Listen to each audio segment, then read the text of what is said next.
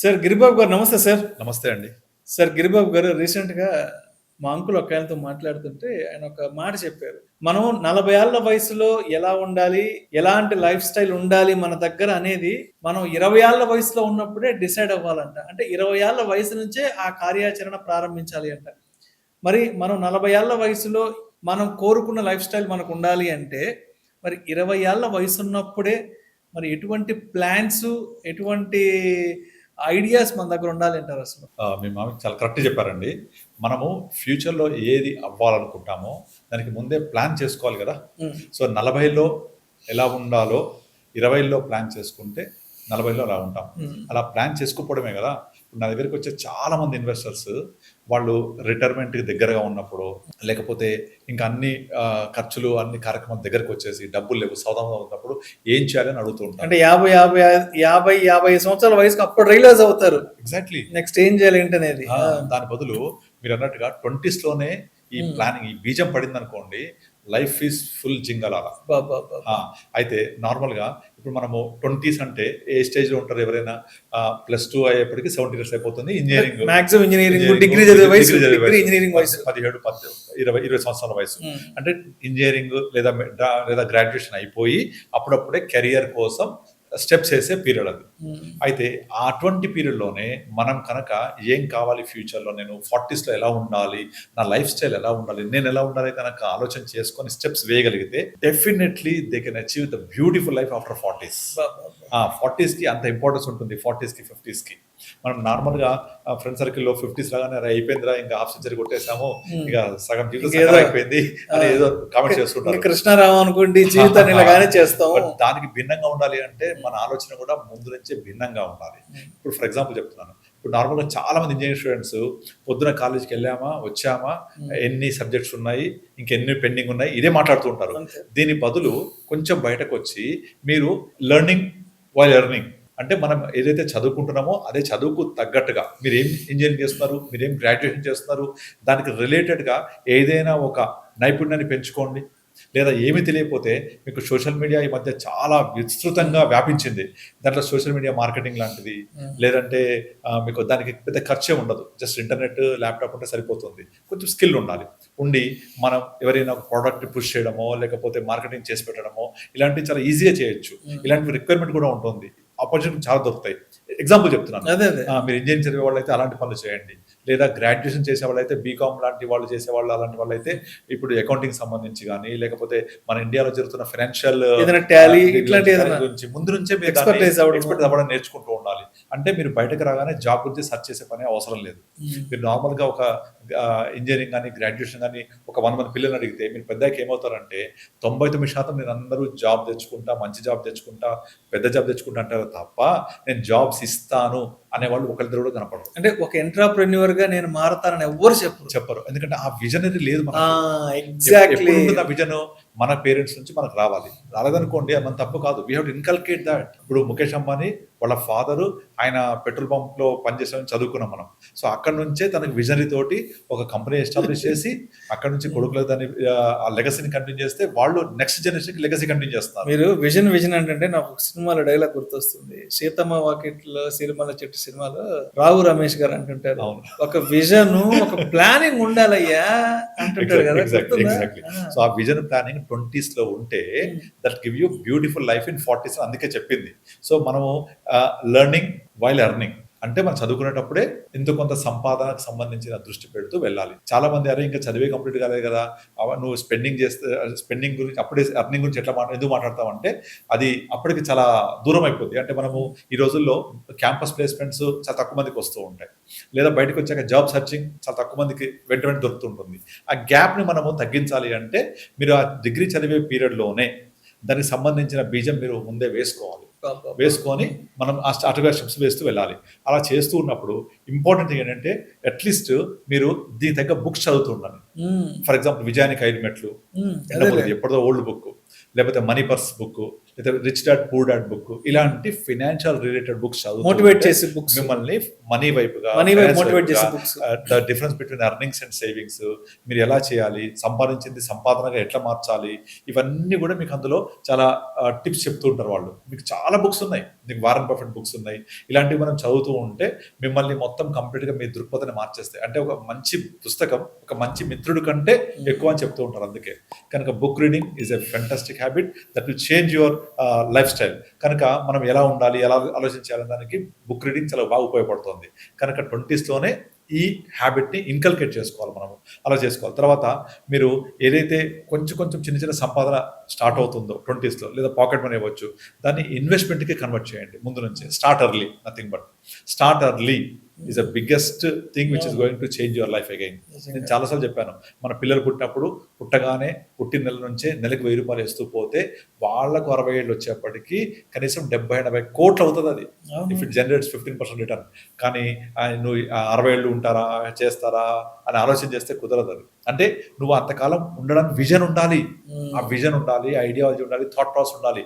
60 ఏళ్ళని vision చేయగలగాలి, అప్పుడే ఇది సాకారం అవుతుంది. అంత ఈజీ కాదు, చెప్పినంత ఈజీ కాదు. సో మొత్తానికి ఏదైనా సరే ఒక ఇన్వెస్ట్మెంట్ కానీ, ఒక సేవింగ్ కానీ, లేదంటే ఒక ఇన్సూరెన్స్ కానీ ఎంత ఎర్లీగా తీసుకుంటే దాని బెనిఫిట్స్ అంత డబుల్ ట్రిపుల్ రేంజ్ లో ఉంటాయి. సంపాదన టర్మ్ పాస్ తీసుకోండి, ఇమీడియట్లీ చాలా తక్కువ ప్రీమియం అయిపోతుంది. 20-25 ఏళ్ల వయసులో ఒక హెల్త్ ప్లాన్, ఒక టర్మ్ ప్లాన్ తీసుకుంటే ఉండే బెనిఫిట్స్ 40-50 ఏళ్ల వయసులో తీసుకునే ప్లాన్స్ కి చాలా బెనిఫిట్స్ డిఫరెన్స్ ఉంటుంది.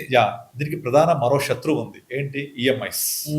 ఇంకా అలా ఎర్నింగ్ స్టార్ట్ అయిందో లేదో ఇమీడియట్లీ ఈఎంఐలో కారు, ఈఎంఐలో బైక్, ఈఎంఐలో ఫోను, ల్యాప్టాప్, అన్ని ఈఎంఐ.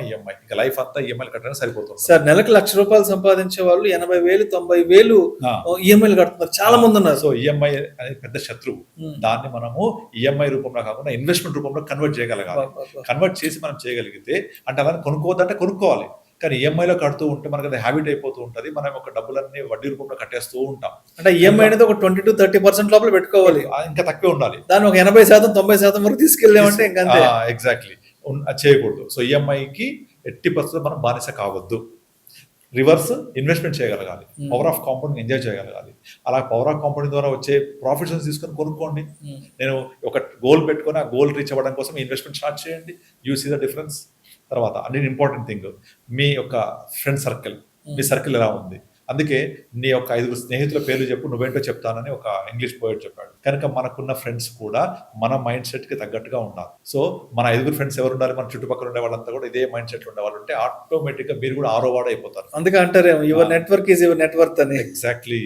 సో మీ 5 ఎలా ఉంటే మీరు 6వ వాడు అలా అవుతారు మీరు.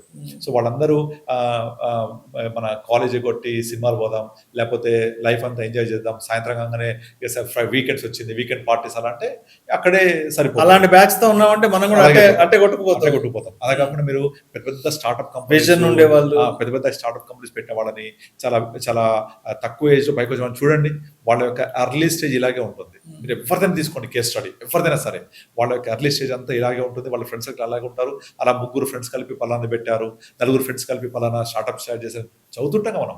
సో ఇవన్నీ కూడా మన సర్కిల్ బట్టే ఉంటుంది. మన సర్కిల్ ఎలా ఉంటుందో, మన మైండ్ సెట్ ఎలా ఉంటుందో మనం కూడా అలాగే బిహేవ్ చేస్తూ ఉంటాం.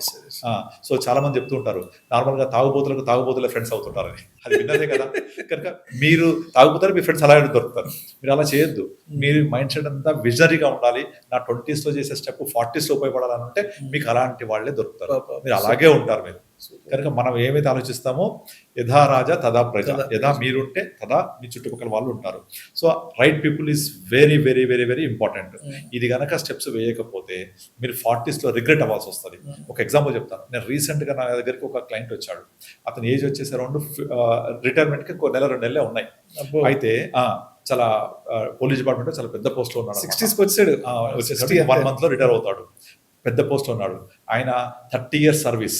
ఆయన చెప్తున్న విషయం చూసి నాకైతే చాలా మంచిగా హ్యాపీ అనిపించింది, బాధ కూడా కలిగింది నాతో పాటుగా. ఆయన ఏం చెప్తున్నాడంటే, నేను 30 years లో చాలా సిన్సియర్ పోలీస్ ఆఫీసర్గా ఉండి సాలరీ తప్ప ఎప్పుడు ₹1 కూడా నేను తీసుకుని సంపాదించలేదు. మా ఆవిడ అలాగే కోరుకుంది, అలాగే ఉన్నాను. నేను 30 years సర్వీస్ చేస్తూ వచ్చాను. ఈ 30 years లో ఒక పాపకి మ్యారేజ్ చేసేసాను. ఒక ఇల్లు కట్టాను. ఇప్పుడు నాకు సడన్గా నా శాలరీ వచ్చేసి 2.5 lakh, ఐపీఎస్ ఆఫీసర్ అయినా యాక్చువల్గా నాకు 2.5-3 lakh శాలరీ వస్తుంది. కాకపోతే నెక్స్ట్ మంత్ నుంచి నాకు ఈ శాలరీ ఆగిపోతుంది అనే విషయం గుర్తు రాగానే నేను ఏం చేయాలి నాకు అర్థం కావట్లేదు. ఇప్పుడు శాలరీ ఆగిపోతుంది నెక్స్ట్ మంత్ నుంచి, కానీ నాకు ఖర్చులు అవుతాయా? ఆగవు కదా. మరి నాకు బాధ్యతలు అవుతాయా? ఆగవు. కానీ నా సడన్ గా శాలరీ అయిపోతుంది. పెన్షన్ వస్తుంది కదండి, మీరు 30 years సర్వీస్ అన్నారు, బిఫోర్ 2004 అంటే వస్తుంది. ఎంత వస్తుంది? నా యొక్క బేసిక్ ప్లస్ డిఏలో అందులో హాఫ్ వస్తుంది. అంటే నాకు 2.5-3 lakhs రాదు, నియర్ బై 1 lakh అరౌండ్ గా వస్తుంది. కొన్ని లంసమ్ అమౌంట్ వస్తుంది కదా అంటే వస్తుంది. అది దానికి తగ్గట్టు ఖర్చులు అలాగే రెడీగా ఉన్నాయి. మ్యారేజ్ చేయాలి, ఇంకా హోమ్ లోన్ ఇంకా పూర్తి అవ్వలేదు, కొన్ని బాధ్యతలు ఉన్నాయి నాకు, వాటికి సరిపోద్ది. నాకంటూ మిగిలేదు కేవలం నా పెన్షన్ మాత్రమే. ఇవాటి వరకు నేను 3 లక్షల రూపాయల శాలరీతో బ్రతికిన లైఫ్ స్టైల్ ని కాంప్రమైజ్ అయిపోయి నెక్స్ట్ మంతే నుంచి నేను 1 లక్ష రూపాయల లోపల వచ్చే ఇన్కమ్ తోటి నేను గడపాలి. నాకు ఎవ్రీ మంత్ ఫస్ట్ గా టింగ్ అనే శాలరీ మెసేజ్ రాగానే ఎంత హ్యాపీగా ఉండేది. అది ఉండదు నాకు ఇప్పుడు, రాదు ఫీలింగ్. అంటే అక్కడ నిజంగా 3 లక్షలు ఉపయోగపడతాయా? వాళ్ళు 3 లక్షలు లేకపోతే బ్రతకలేదంటే కాదు, కానీ నా శాలరీ అనేది 3 లక్షల నుంచి 1 లక్ష లోపల తగ్గిపోతుంది. నా ఖర్చులు తగ్గవు. అది ఇప్పుడు 60లో, వాట్ అబౌట్ 65, వాట్ అబౌట్ 70? ఖర్చులు పెరుగుతా పోతాయి కానీ తగ్గవు కదా. నా పెన్షన్ పెరగదు కదా. సో నా పరిస్థితి ఏంటి? నాకు ఈ శాలరీ అయిపోతే ఏం చేయాలని ఇప్పుడు ఆలోచిస్తే నాకు అసలు మైండ్ బ్లాక్ అయిపోయి వెంటనే మీ యూట్యూబ్ ఒకటి చూసాను, సడన్గా పరిగెత్తుకు వచ్చేసాను. నేను నాకు ఏం చేయాలని అర్థం కావట్లేదు అని చెప్తున్నారు. మరి మీరు ఇదివరకు ఏం చేస్తారంటే ఏం ఆలోచించలేదు, నారు పోసిన నీరు పోయిపోతాడు అన్నట్టుగా 30 years పాటు సర్వీస్ చేస్తూ ఒక పాప మ్యారేజ్ చేసి ఇంకొక పాప మ్యారేజ్కి ఉంది, ఒక ఇల్లు కట్టాను, ఇంకా హోమ్ లోన్ ఇంకా స్టిల్ ఉంది. నేను వెనక్కి తిరిగి చూసుకుంటే ఒక కారు, ఇల్లు తప్ప ఏమీ లేదు నాకు. అంటే ఈఎంఐ అయిపోయిన కారు, ఈఎంఐ కంటిన్యూ అవుతున్న ఇల్లు మాత్రమే ఉంది. అసలు నాకు ఏం చేయాలి నెక్స్ట్ 1 year తర్వాత నుంచి నాకు తెలియట్లేదు. శాలరీ రాదు అనే విషయం అర్థమైన తర్వాత ఆ భయం పట్టుకుంది నాకు. ఆయన పెద్ద ఆయన చెప్తుంటే నాకు అనిపించింది, అసలు నిజంగా ఒక ప్లానింగ్ లేకపోతే ఎంత దారుణంగా ఉంటుందా అని చెప్పేసి. అట్లీస్ట్ ఆయన నయం, కనీసం 1 లక్ష రూపాయలు పెన్షన్ వస్తుంది, 80,000-90,000 రఫ్లీ వస్తుంది, ఎంత కొంత వస్తుంది పెన్షన్ అయినా. కానీ అది రాని వాళ్ళ పరిస్థితి ఏంటి? ప్రైవేట్ ఎంప్లాయీస్ పరిస్థితి ఏంటి? చిన్న ఎంప్లాయీస్ పరిస్థితి ఏంటి? అందరు రిటర్న్ అవ్వాలి కదా, అందరు 55-60 రావాలి కదా. ప్రైవేట్ ఎంప్లాయీస్ లో 55 తర్వాత చాలా కష్టం చేయగలిగి కాంప్రమైజ్ అయిపోయి ముందుకు వెళ్ళడం తప్ప చేయగలిగి చాలా దారుణం. అసలు అట్లీస్ట్ వాళ్ళకైనా వాళ్ళు దాచుకున్న పిఎఫ్ ఏదో వస్తుంది, అది కూడా జాబ్స్ మారుతూ ఉండి మధ్యలో పిఎఫ్ తీసేస్తే అది కూడా ఉండదు. ఈయనకైనా అట్లీస్ట్ 1 కోటి రూపాయల పైన వస్తుంది బికాస్ పిఎఫ్ అవన్నీ కూడా. బట్ వచ్చినా కూడా దాని తగ్గ ఖర్చులు దానికి ఉన్నాయి. ఇక ఇప్పుడు నాకేం రాదు, నేను ఆగిపోతుందని తలుచుకున్నప్పుడు ఇది ఒక క్లాసిక్ ఎగ్జాంపుల్ అనిపించింది. అంటే what you should not do. So ఇది ప్రతి ఒక్కళ్ళు అర్థం చేసుకోవాలి.